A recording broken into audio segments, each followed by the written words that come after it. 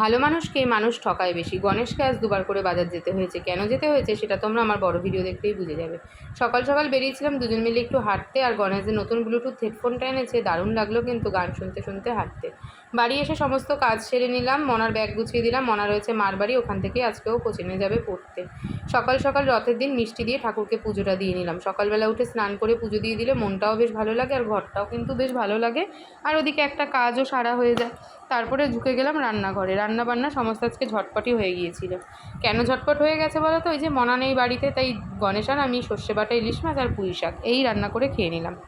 বিকেল এসেছিলাম রথতলার একটু রথের মন্দিরে। ওরে বাবা, সে যা ভিড় সে আর কি বলবো। আর খেয়েছি এখানে এসে অনেক কিছু।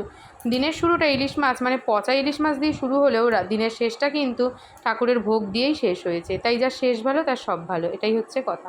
ভিডিওটা কেমন লাগলো কমেন্ট বক্সে অবশ্যই জানিও। পারলে লাইক কমেন্ট শেয়ার করে দিও, চ্যানেলটা সাবস্ক্রাইব করে দিও। দেখা হচ্ছে নতুন ভিডিওটা।